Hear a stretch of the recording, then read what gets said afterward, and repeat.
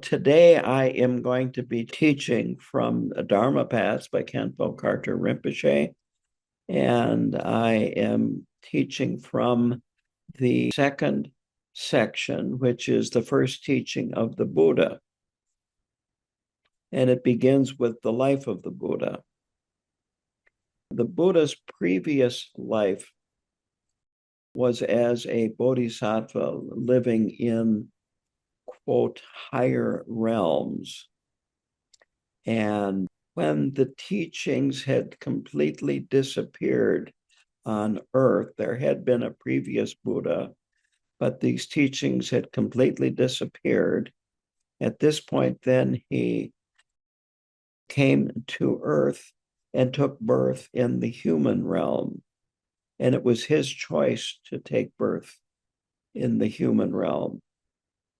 And he chose his parents, who were a king and queen in India. And he did this in order to benefit the greatest number of sentient beings, because royalty are powerful, especially in India at that time. In any country, when you have royalty, they tend to have more power. So the queen had a dream of a six-tusked elephant entering her body through the crown of her head and going into her womb. And she had a feeling of bliss. As a result, she decided to meditate. She felt that she was pregnant, and she decided to meditate in a forest. And the king gave her permission to do this. And so she meditated for 9 months in a forest, and then she gave birth through the ribs of her right side in a place called Lumbini. At the present time, it is just into Nepal. It's just north of the Indian-Nepal border. And of course, there's a shrine there. I think there are a number of different shrines from different Buddhist traditions there in Lumbini. So this baby took 7 steps in each of the 4 directions. And as he was taking steps, lotus flowers bloomed under his feet before they touched the ground. And then after these, taking 7 steps in the 4 directions, which are east, south, west, and north, he pointed his finger to the sky and said, quote, "In this world and in this era, there is no one who is superior to me." This was a sign that he had completed the accumulation of merit and wisdom and purified all his karma and developed all his qualities. In fact, the Tibetan word for Buddha is Sanjay, and it means to eliminate and to blossom. So it is eliminating all the negative karma, purifying it, and then blossoming of all the qualities of enlightenment. So now, even though he had accomplished this, he had to develop or complete his development as a human being, because he had just been born. Now, it was customary at this time in India, when a child is born to a king, to bring in a wise Brahmin to make predictions about the child. So they brought in a wise Brahmin, and he examined the child. This was after he had been born for a while, not right after he was born. And the Brahmin at first laughed, and then he started to cry. And the king was very upset with this, because he thought that the Brahmin was crying because of some tragedy that would befall this infant. So the king questioned the Brahmin, and the Brahmin said, well, when this infant is 29 years old, he would either become one of the most powerful kings in the world, or he would become an enlightened being and be one of the rarest teachers in the universe. And the tears were because he realized he wouldn't be alive when the Buddha started to teach.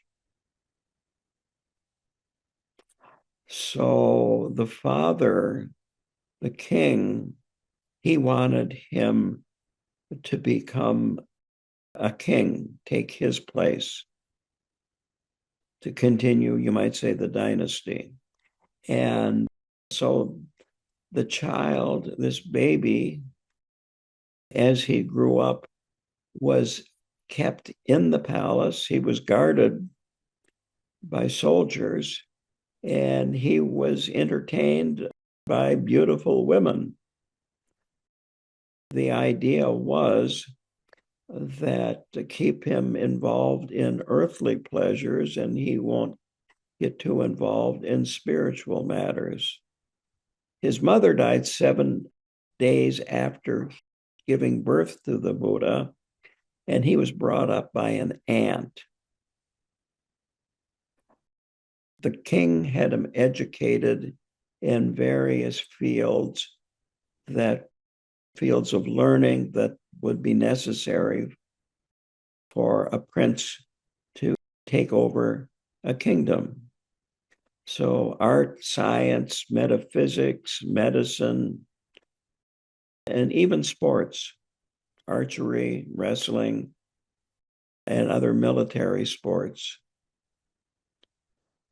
And the king kept him separate from spiritual people and spiritual teachings. At this time, India was Hindu. The king was Hindu. This would have been the types of spiritual teachings that the king kept the Buddha from receiving. As he grew older, he was married and had a child. But even after he was married, according to Khenpo Karthar Rinpoche, he was entertained by 500 beautiful women. And at some point, the Buddha tired of this. He wanted to go out into the kingdom. And so he went out with I'm not sure what the person's name was, but anyway, one of the people that worked for the king that was in charge of horses. So he went out 4 days in a row. The first day he went east, second day he went south, third day he went west, and the fourth day he went north. When he went east, he saw a woman giving birth, and this surprised him. He had not seen that before. And the second day, when he went south, he saw old people, many old people. And the third day, when he went west, he saw a lot of sick people. And again, he had not seen sick people. Then the fourth day, he actually saw dead people. He saw corpses. And these trips had made a heavy impression on him. And he realized that as king, he could not protect his subjects from these sufferings of birth, old age, sickness, and death. And so he decided that he needed to follow and find a spiritual path that would lead to freeing his subjects from these 4 sufferings. So he again left in the middle of the night, left the palace. He did not tell anybody. He knew that if he told his wife or his father, that they would beg him to stay and that he would not be able to resist their pleadings. So he left in the middle of the night looking for a spiritual solution to these four sufferings. He came across a beggar and he exchanged his royal clothes with the rags of the beggar so that he could travel without people recognizing him. And then he cut off his hair. And at that time, royalty had very long hair. And so he cut his hair partially, again, to be incognito. And after cutting off his hair, he made this vow, quote, until I become one who can liberate all beings from samsara, the condition of birth, old age, sickness, and death, and bring them to complete nirvana, I will never return to my palace. So he sought out Hindu teachers. He studied well, and he quickly learned what they taught him. And basically, it was, Rinpoche said, the highest level of shamatha meditation. And he did this for many years, I think 6 years. And eventually he realized that this was not the solution to the problem. So he went off and practiced on his own, and he attained the highest level of Vipassana meditation. And as he was getting to this highest level of Vipassana meditation, then Mara appeared to him. And Mara, there are a number of different ways to look at Mara.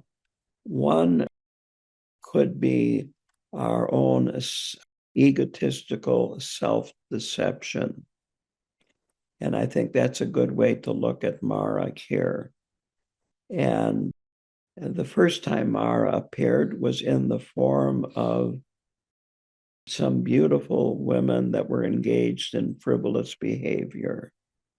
And the idea was that he would be distracted by these women engaged, young women, of course, beautiful young women, and that would keep him from being enlightened. And it didn't work. He maintained his meditative concentration. So then Mara appeared. Oh, and being distracted by, in this case, beautiful women, it is the Mara of sensual pleasures. So there are lots of sensual pleasures that can distract a person. If the Buddha would have been female, it would have probably been a handsome young man that appeared, and so on. So the next thing that Mara did was appear as an army of demons, making very fierce, frightful noises and holding very terrifying weapons. And this is the Mara of fear of death. And they threw their spears and shot their arrows and so forth at the Buddha. And they turned into a rain of flowers on him because Buddha did not lose his meditative concentration. The final, you might say, trick that Mara tried is that Mara appeared to him and said, how do I know you're enlightened? And if there was any shred of ego left, the Buddha might have said, well, because I yada, yada, yada. And he just tapped the ground with his right hand. He was in meditative posture. And he said, the earth is my witness. And an earth goddess appeared and offered him a left-turning conch. And at that point, he became enlightened. that he had overcome all outer, inner, and secret obstacles. Fear could not distract his mind. Temptation could not distract his mind. So, having attained enlightenment, he became a stainless being, quote, unstained by faults, unstained by obscuration, unstained by negative karma. So at this point, his realization was so profound that he felt it was too profound for him to explain it to ordinary beings, and it would be difficult for them to understand it. So he meditated for 49 days after this, and finally then he decided to give teachings. So what actually happened here is that Rinpoche said that all the bodhisattvas on the higher levels of realization manifested in the form of Brahma and other divine beings and requested the Buddha to turn the wheel of Dharma, which is a way of saying, please teach the Dharma. So the first teaching was at Deer Park by Varanasi in India. And there were, Rinpoche says, 80,000 beings from the God realms present and 5 humans present. Now, there's a reason for this, and that is that they had a karmic connection with the Buddha from previous lives. So the 5 humans were at one time 5 tigers, a female mother tiger and her 4 cubs, and they were starving to death in a cave. And the Buddha, in a previous lifetime, found them in the cave, and he was so taken by their hunger and their thinness and their looks that he, you might say, gave his life to them for food. So that was a karmic connection with these 5 humans that had been tigers at one time and now were reborn as humans. And the 80,000 gods in another previous lifetime, the Buddha was present during a drought, and this one lake was drying up, and the fish in it were dying because there was no water for them to live in. And he made the aspiration, quote, may these fish who will soon experience death be reborn in a higher realm, and may I be able to teach them and lead them to complete liberation in the future. So these were the 80,000 gods that attended. Now, his first teaching was on the 4 noble truths. And this is about how the interdependence of cause and effect applies both to the suffering of samsara and the awakened state of nirvana. He repeated these 4 noble truths 3 times. He only said 12 words in his first teaching. 12 phrases is a better way to put it. The first noble truth is the truth of suffering. So he said, first repetition was more intellectual. Understand them, understand where they come from. This is understanding the truth of origin of suffering. And then by removing the origin of suffering, there is cessation, and there's a path that leads to cessation. The truth of suffering, the truth of the cause of suffering, the truth of cessation, and the truth of the path. His second repetition was about action. And this is, we must understand suffering. We must realize what suffering is. And then we must abandon the origin of suffering. To abandon the origin of suffering, we have to follow the path. And having followed the path, we experience cessation of suffering. On the third repetition, he emphasized the previous explanation more. He said that once we understand the truth of suffering, there's nothing more to understand. Once you can abandon the origin of suffering, there's nothing more to abandon. And as long as you follow the path, there's nothing more to practice. And once we experience the cessation of suffering, there's nothing more to experience. So the gods that were listening, they attained the first bodhisattva level. And the 5 men attained the level of arhat.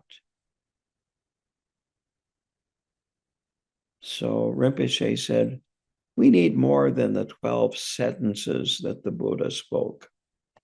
We're more confused. Today is, you might say, a dark age, considered a dark age.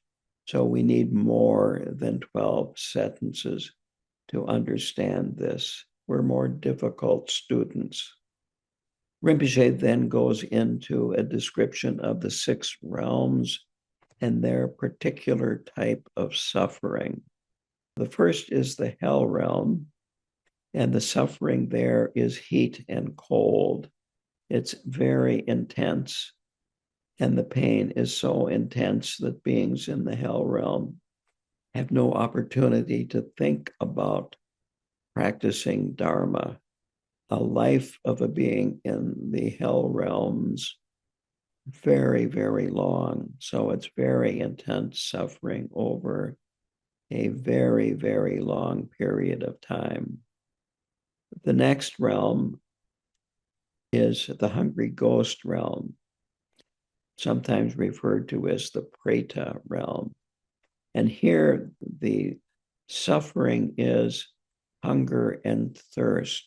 The beings in this realm can't find enough food and can't find enough drink, and they're suffering from intense hunger and intense thirst.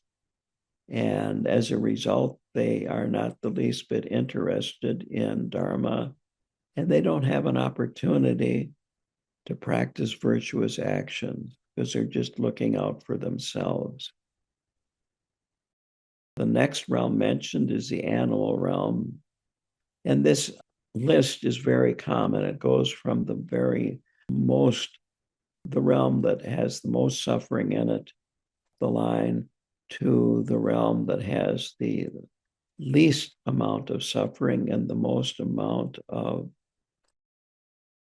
let's say, mundane happiness. So the animal realm is next. And the animal realm, beings in the animal realm, as you know, with animals, they are really not interested in practicing spirituality. Most of them are not interested in practicing virtuous actions that could eliminate suffering. And I'm going to make an editorial comment that Rinpoche doesn't make here in his book. But it is that some animals can be trained. Dogs, for instance, can be trained to do virtuous actions. And in fact, the Tibetan people feel, and I'm saying this Tibetan people feel that an animal that is destined for the human realm, their last animal birth will be that of a dog. And I had a favorite dog many years ago, and he definitely was easy to train, and he liked people, and he would behave very nicely around people. The next realm is the human realm. And the human realm, the suffering is birth, old age, sickness, and death. We have the hardships that are found in the lower realms, but they're not as intense and they don't last as long. So we have a mixture of good times and bad times. And some people in the human realm do suffer much more than some other people. But it's up and down in the human realm. And many humans do have time to practice the Dharma. And we humans have a choice of practicing virtuous or unvirtuous actions. Then the next level is the demigods or the jealous gods. They have accumulated both negative and positive karma, but have a lot of good karma. And so they experience less suffering, but they have a pattern of jealousy. And they're not that interested in practicing the Dharma because of their jealousy. And so they spend their lives fighting and quarreling with each other, comparing what they have with that of other beings in the jealous God realm. Then there are the full gods, and they are always experiencing happiness. And as a result, it's like, why practice the Dharma? I'm very happy. Why would I want anything to be any different than they are now? And so they are in that realm because they've accumulated a lot of positive karma. But as they live in the God realm, they are gradually depleting their good karma. It's like having a checking account, but you never put money into it. You're always withdrawing money. You're always writing checks on it. So when they die, they go to a lower realm and they suffer a lot. And towards the end of their lives, they see where they are going when they die. And that creates tremendous suffering also. But again, it's too late for them at this point to practice the Dharma.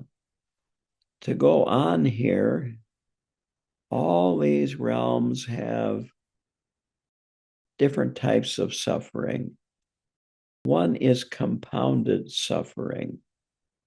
And along with the physical suffering, we add to it with mental suffering, stress, worrying about it, and so forth. I'm reminded of my mother who tripped 2 different times on a pet dog and had 2 hip replacements. But after the first one, she needed a wheelchair. Then she lived to 96 and she developed dementia, and gradually a lot of her mind, let's just say, it left her. And she was in a wheelchair, but at night, because she had dementia, she would wander, and she would wander at night without a wheelchair, without a walker, and without a cane. And to the best of my knowledge, she never fell. There's other aspects of compounded suffering, and that is somebody runs into your car and does significant damage to it. And then when you get home, you find there's a letter from the IRS, and they want to know more about you. And when you go to work the next day, Maybe your boss is having a bad day and he gets after you. This kind of suffering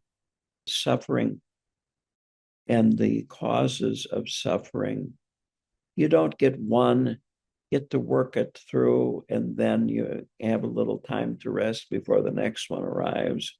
They just come and come and come. And that's what compounded suffering is.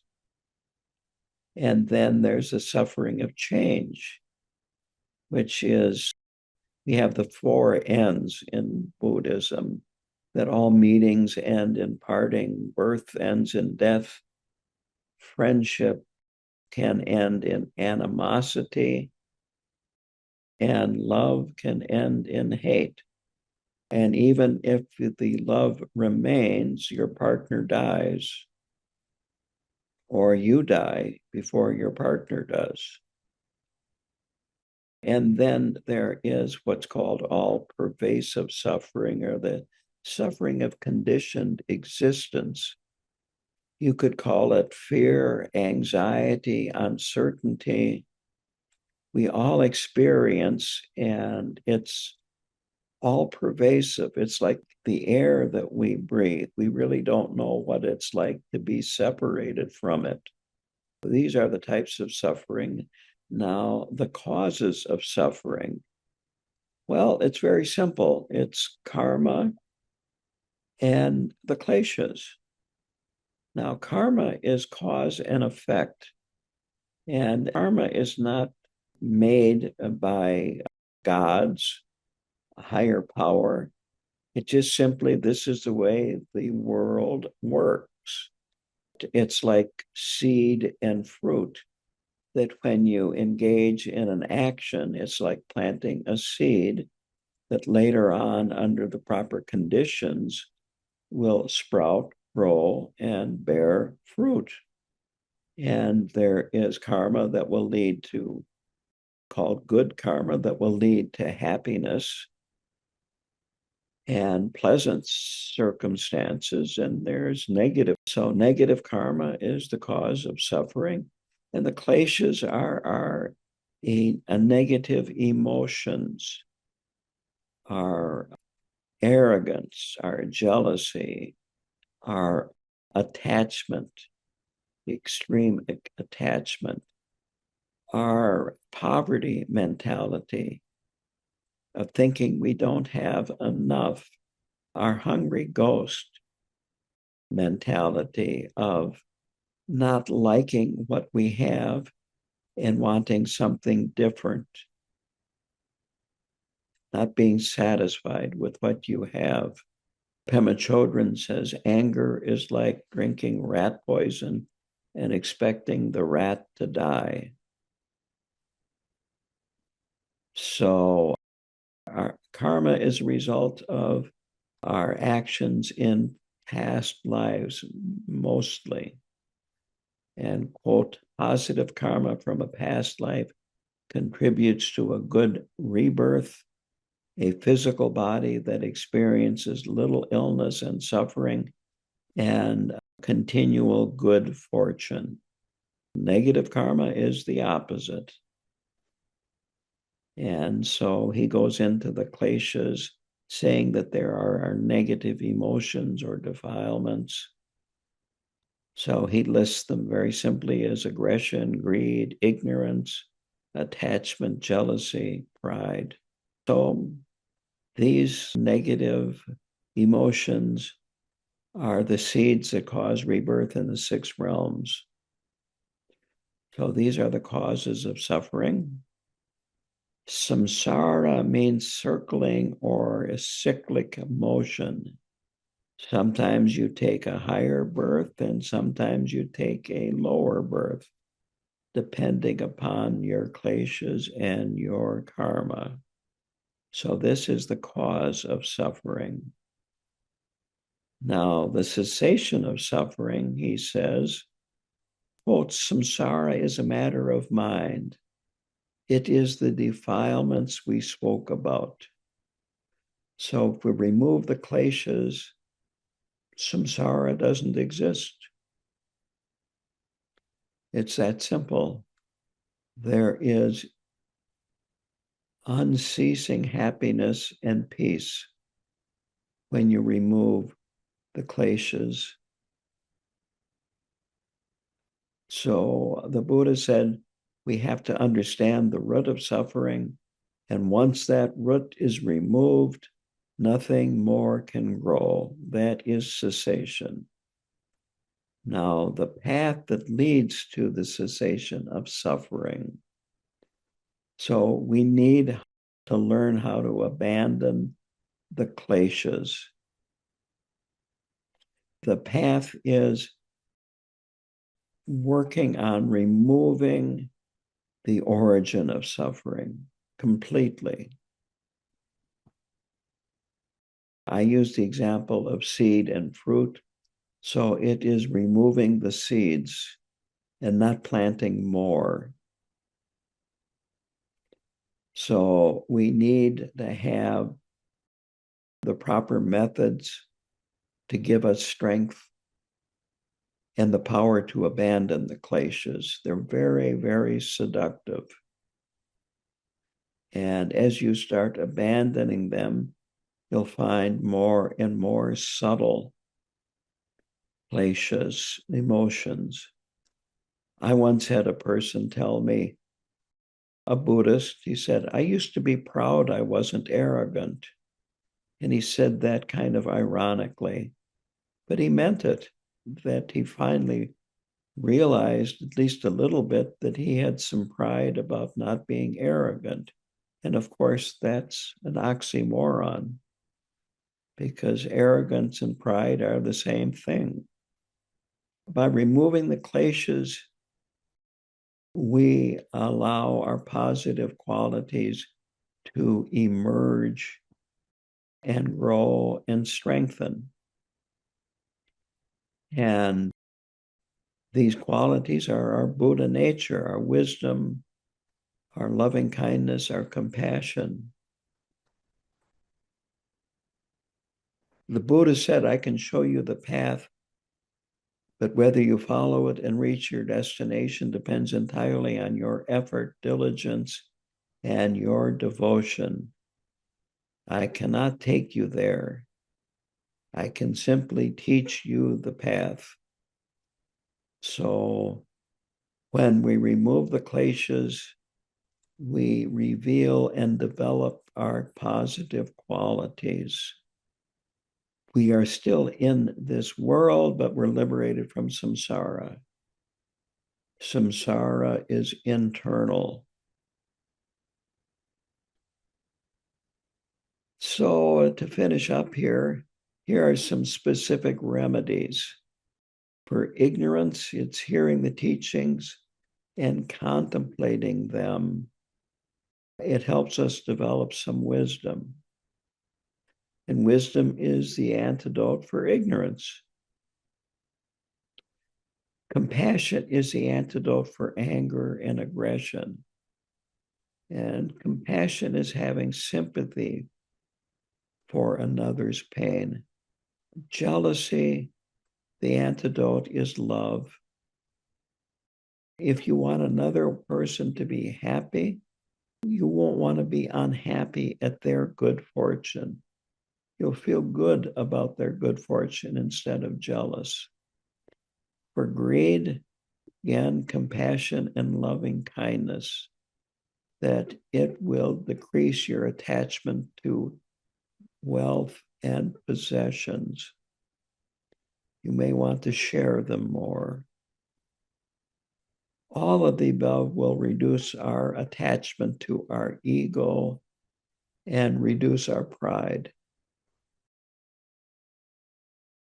Yeah, so there's a question about karma, positive karma, negative karma. Well, we definitely want to purify our negative karma and avoid creating more negative karma. So then our actions, if we're not creating negative karma, we're going to be creating positive karma or more positive karma. because we haven't been creating only negative karma. We do things that create positive karma. But eventually, you get to a point where you are totally free of karma and are not creating any karma because there's no you there at all.